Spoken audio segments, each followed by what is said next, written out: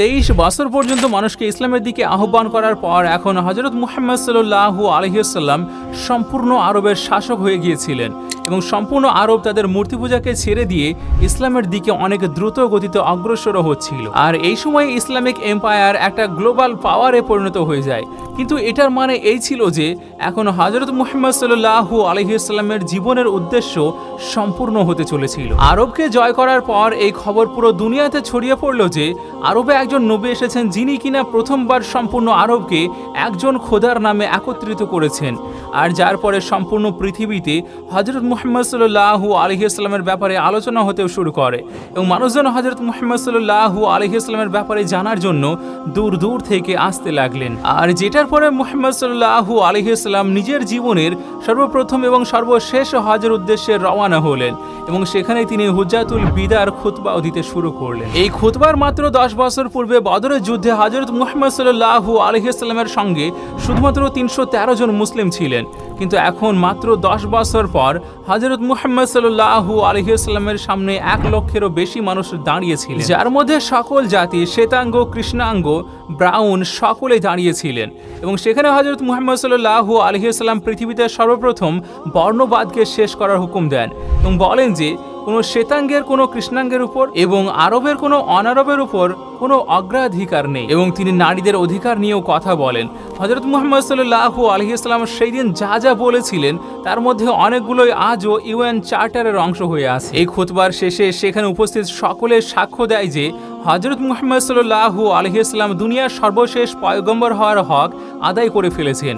হজ আদায় করার পর হযরত মুহাম্মদ সাল্লাল্লাহু আলাইহি ওয়াসাল্লাম মক্কা থেকে মদিনা রওনা হন। রাস্তায় হযরত মুহাম্মদ সাল্লাল্লাহু আলাইহি ওয়াসাল্লাম মুসলমানদের এই সম্পূর্ণ কাফিলাকে গাদির খুনের বিখ্যাত খুতবা দেন, যেখানে হাজারো মুসলমানের সামনে হযরত মুহাম্মদ সাল্লাল্লাহু আলাইহি ওয়াসাল্লাম বললেন যে যার মাওলা আমি তার মাওলা আলী। এর পূর্বে তাবুকের যুদ্ধের সময় হযরত মুহাম্মদ সাল্লাল্লাহু আলাইহি ওয়াসাল্লাম হযরত আলী রাদিয়াল্লাহু তাআলা আনহুকে নিজের স্থানে মদিনার নেতাও বানিয়ে গিয়েছিলেন এবং রাসূলুল্লাহ সাল্লাল্লাহু আলাইহি ওয়াসাল্লাম বলেছিলেন আলীর সাথে আমার সম্পর্ক ঠিক তেমনই যেমনটা হারুন আলাইহিস সালামের সঙ্গে মুসা আলাইহিস সালামের ছিল, কিন্তু আমার পরে কোনো নবী আসবে না। রাসূলুল্লাহ সাল্লাল্লাহু আলাইহি ওয়াসাল্লাম মদিনা থেকে এসে একটা সৈন্যদল রোমান সাম্রাজ্যের সঙ্গে যুদ্ধ করার জন্য পুনরায় প্রস্তুত করেন যেন তিনি মুতার যুদ্ধে শহীদ হওয়া মুসলমানদের প্রতিশোধ নিতে পারেন।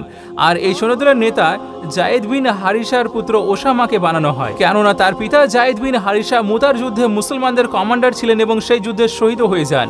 কিন্তু হঠাৎ একদিন হযরত মুহাম্মদ সাল্লাল্লাহু আলাইহি ওয়াসাল্লামের অসুস্থতা শুরু হয়ে যায় এবং আস্তে আস্তে এই অসুস্থতা বেড়ে যায়, আর যেই কারণে এই সৈন্যদল থেমে গেল। অনেক কঠিন অসুস্থতার পরও হযরত মুহাম্মদ সাল্লাল্লাহু আলাইহি ওয়াসাল্লাম মসজিদে নববীতে মুসলমানদের নামাজের ইমামতি করাতেন, কিন্তু শেষ দিনগুলোতে রাসূলুল্লাহ সাল্লাল্লাহু আলাইহি ওয়াসাল্লাম নামাজের ইমামতি পর্যন্ত করাতে পারেননি এবং হযরত আবু বকর সিদ্দিক রাদিয়াল্লাহু তাআলা আনহুকে তার স্থানে নামাজ পড়ানোর হুকুম দিয়ে যান। রাসূলুল্লাহ সাল্লাল্লাহু আলাইহি ওয়াসাল্লাম নিজের শেষ দিনগুলোকে হযরত আয়েশা রাদিয়াল্লাহু তাআলা আনহার বাড়িতে অতিবাহিত করেন, আর যেটা মসজিদে নববীর সাথে একেবারে সংযুক্ত একটা কক্ষ ছিল।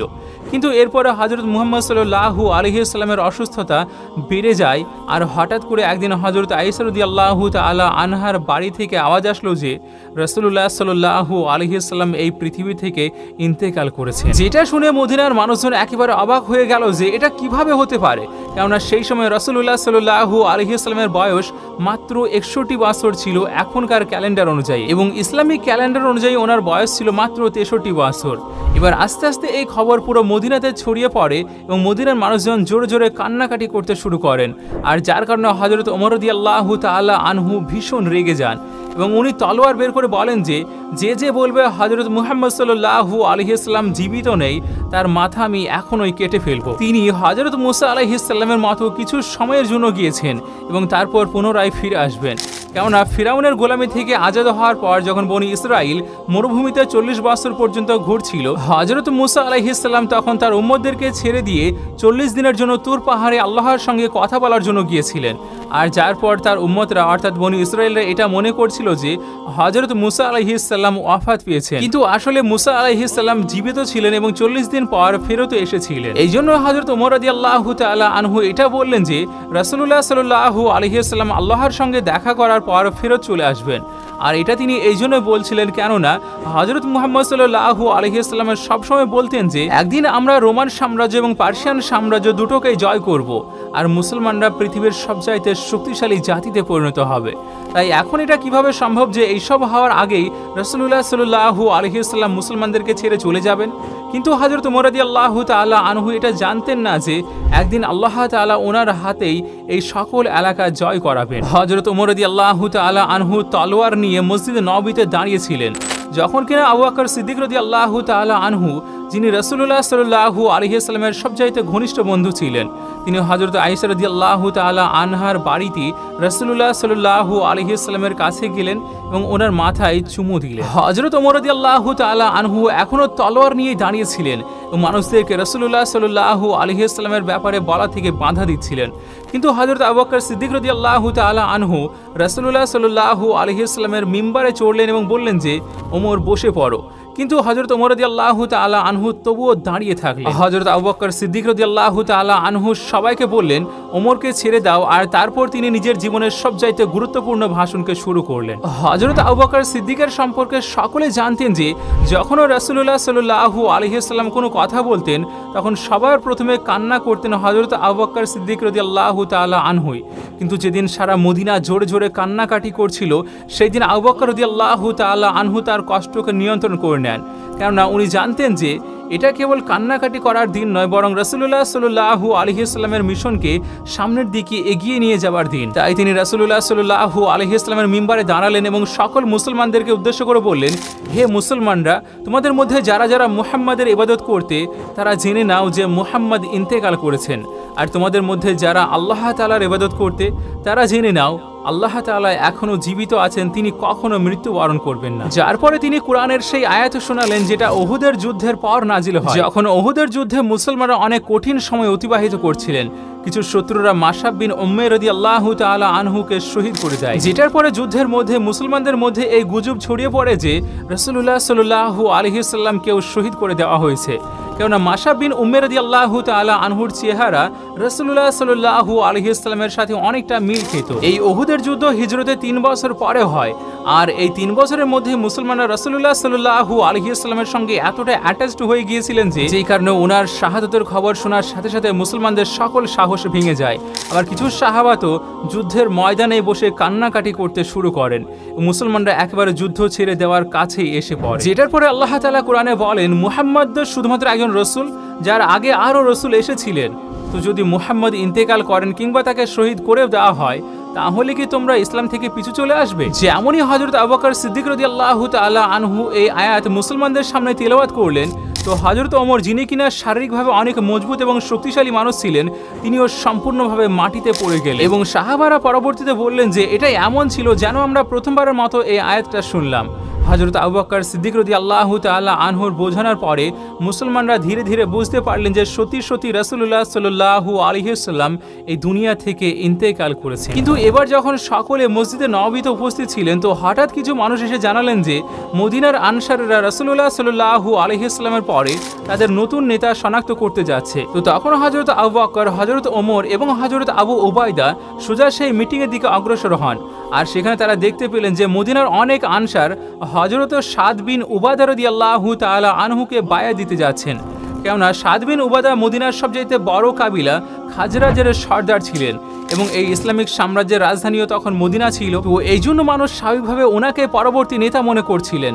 কিন্তু হঠাৎ করে আবু বকর সিদ্দিক রাদিয়াল্লাহু তাআলা আনহু এবং হযরত ওমর সেখানে পৌঁছালেন আর সকলকে বোঝানোর চেষ্টা করলেন যে এটা সেই পুরানো মদিনার ছোট্ট কোনো সাম্রাজ্য নয়, বরং এটা এখন সম্পূর্ণ আরবের সাম্রাজ্য। আর আরবরা কুরাইশ বাদে অন্য কাউকে তাদের নেতা মানবে না, কেননা কুরাইশরা আরবের সবচাইতে গুরুত্বপূর্ণ শহর মক্কায় বসবাস করতে, আর আরবরা যাদেরকে অনেক সম্মান করত, কেননা মক্কাতে ইসলামের সবচাইতে পবিত্র সাইট কাবা শরীফ উপস্থিত আছে এবং অনেক বছর পূর্বে আব্রাহার 60,000 সেনাকে অলৌকিকভাবে হারানোর পরে পুরো আরবে তাদের অনেক সম্মানও হয়ে গিয়েছিল।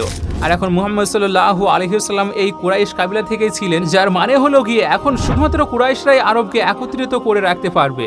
আর সেখানে দাঁড়ানোর সকল মানুষই তার এই কথার সঙ্গে একমত পোষণ করলেন, যার পরে মানুষজন সাদ বিন উবাদা রাদিয়াল্লাহু তাআলা আনহুকে বায়াত দেওয়া বন্ধ করে দেয়, কিন্তু এই তর্ক তখন পর্যন্ত অব্যাহত থাকে যে হযরত মুহাম্মদ সাল্লাল্লাহু আলাইহি ওয়াসাল্লামের পরে কে এই এত বড় সাম্রাজ্যকে পরিচালনা করবে। সর্বশেষে হযরত আবু বকর সিদ্দিক রাদিয়াল্লাহু তাআলা আনহু বললেন, আমাদেরকে ওমর কিংবা আবু উবাইদার মধ্য থেকে যে কোনো একজনকে খলিফা হিসেবে বাছাই করে নেওয়া উচিত। কিন্তু ওমর রাদিয়াল্লাহু তাআলা আনহু হযরত আবু বকর সিদ্দিক রাদিয়াল্লাহু তাআলা আনহুর হাতে বায়াত নিলেন এবং বললেন যে আপনার চাইতে ভালো এই পোস্টের জন্য কেউ নেই এবং ওনাকে খলিফা ডিক্লেয়ার করে দিলেন। এখন পর্যন্ত এই মাহফিলে যে কটা নাম নেওয়া হয়েছিল তার মধ্যে কারোর নাম নিয়ে সকলে একমত পোষণ করেননি, কিন্তু যেই হযরত ওমর রাদিয়াল্লাহু তাআলা আনহু হযরত আবু বকরের নাম নিলেন তো সেখানে উপস্থিত সকলে এই বিষয়ে রাজি হয়ে গেলেন এবং হযরত আবু বকর সিদ্দিক রাদিয়াল্লাহু তাআলা আনহুর হাতে বায়াত করতে শুরু করলেন।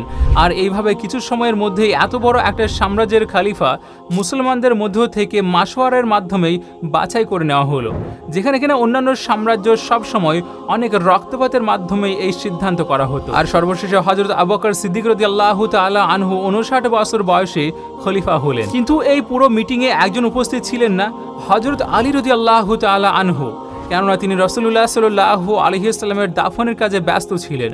যখন হযরত আলী রাদিয়াল্লাহু তাআলা আনহু এই মিটিং সম্পর্কে জানতে পারলেন তখন হযরত আবু বকর সিদ্দিক রাদিয়াল্লাহু তাআলা আনহুর হাতে তিনি বায়াত কবুল করলেন না। সেটি এই জন্যই যে এত বড় একটা সিদ্ধান্ত রাসূলুল্লাহ সাল্লাল্লাহু আলাইহি ওয়াসাল্লামের খানদানের অনুপস্থিতিতে কেন করে নেওয়া হলো। আর যার কিছুক্ষণ পরে আবু সুফিয়ান রাদিয়াল্লাহু তাআলা আনহু, যে কিনা কিছু সময় আগে মুসলমান হয়েছিলেন, উনি হযরত আলী রাদিয়াল্লাহু তাআলা আনহুর কাছে এসে বললেন যে হযরত আবু বকর রাদিয়াল্লাহু তাআলা আনহু কুরাইশদের খুব দুর্বল একটা কাবিলা থেকে ছিলেন, যদি আপনি বলেন তাহলে আমি ওনার বিরুদ্ধে একটা সৈন্যদল জমা করে দিই। কিন্তু হযরত আলী রাদিয়াল্লাহু তাআলা আনহু ওনাকে এটা করা থেকে সম্পূর্ণভাবে নিষেধ করলেন। আর এই ঘটনার কিছু সময় পরেই হযরত আলী রাদিয়াল্লাহু তাআলা আনহু সকল মুসলমানদের সামনে হযরত আবু বকর সিদ্দিকের হাতে বায়াত কবুল করে নিলেন। কিন্তু এইটা অনেক বিতর্কিত একটা বিষয়। এই পৃথিবীর সকল মুসলমানদের মধ্যে 87% সুন্নি, যারা মনে করে রাসূলুল্লাহ সাল্লাল্লাহু আলাইহি ওয়াসাল্লাম তার ওফাতের পূর্বে কাউকে ওনার পরবর্তী খলিফা হিসেবে সিলেক্ট করেননি। মুসলমানরা নিজেরা আলোচনার মাধ্যমে হযরত আবু বকর সিদ্দিক রাদিয়াল্লাহু তাআলা আনহুকে খলিফা হিসেবে শনাক্ত করে একদম সঠিক কাজ করেছিল। কিন্তু মুসলমানদের 13% শিয়া, যারা বলে কিনা রাসূলুল্লাহ সাল্লাল্লাহু আলাইহি ওয়াসাল্লাম হযরত আলী রাদিয়াল্লাহু তাআলা আনহুকে গাদির খুনের খুতবার সময় স্পষ্টভাবে তার পরেই পরবর্তী খলিফা হিসেবে ঘোষণা করে দিয়েছিলেন। আর এটা ছিল এই দুই পক্ষের দৃষ্টিভঙ্গি। তো যাই হোক, রাসূলুল্লাহ সাল্লাল্লাহু আলাইহি ওয়াসাল্লামের পরে ইসলামের প্রথম খলিফা হলেন হযরত আবু বকর সিদ্দিক রাদিয়াল্লাহু তাআলা আনহু। খলিফা হওয়ার পরে আবু বকর সিদ্দিক পরবর্তী দিন তার কাপড়ের দোকানে আসলে সাহাবারা তাকে জিজ্ঞেস করলেন যে আপনি এখানে কি করছেন। উত্তরে তিনি বললেন, যদি আমি ব্যবসা না করি তাহলে আমার পরিবারকে খাওয়াবো কিভাবে। যার উত্তরে মুসলমানরা বললেন, আমরা আপনার জন্য কোনো একটা স্যালারি সেট করে দিই। উত্তরে আবু বকর সিদ্দিক বললেন, তাহলে আমার বেতন একটা সাধারণ দিনমজুরের সমান করা হোক। কিন্তু সাহাবারা বললেন, দিনমজুরের বেতন তো অনেক কম। তো হযরত আবু বকর সিদ্দিক রাদিয়াল্লাহু তাআলা আনহু বললেন, তাহলে দিনমজুরদের স্যালারি বৃদ্ধি করা হোক। আর এইভাবে এই সমস্ত আদর্শের উপরে ইসলামের প্রথম খিলাফত, খিলাফায়ে রাশিদিন শুরু হল। হযরত আবু বকর সর্বপ্রথমে সেই সৈন্যদলকে রওনা করলেন যেটা হযরত মুহাম্মদ সাল্লাল্লাহু আলাইহি ওয়াসাল্লামের অসুস্থতার কারণে থেমে গিয়েছিল। আর বাকি সকল কাজকর্মও সেই একইভাবে অব্যাহত রাখলেন যেমনটা আগে হচ্ছিল। কিন্তু এটা কোনো সহজ কাজ ছিল না, কেননা এখন পর্যন্ত মুসলমানদের মধ্যে অনেক মুনাফিকরাও অন্তর্ভুক্ত ছিল। তারা এর আগে শুধুমাত্র এই কারণেই চুপ থাকতো কেননা রাসূলুল্লাহ সাল্লাল্লাহু আলাইহি ওয়াসাল্লাম আল্লাহর রাসূল ছিলেন আর উনি জিবরাইলের পক্ষ থেকে অনেক কিছু আগে থেকে জেনে যেতেন। কিন্তু এখন মানুষের মধ্যে এই কনফিডেন্স এসে পড়ে যে এখন যেহেতু রাসূলুল্লাহ সাল্লাল্লাহু আলাইহি ওয়াসাল্লাম নেই, তাই তারা আর যাকাত দেবে না, কারণ মুনাফিকদের জন্য তাদের মালের মধ্য থেকে অর্থ দেওয়াটা অনেক কঠিন।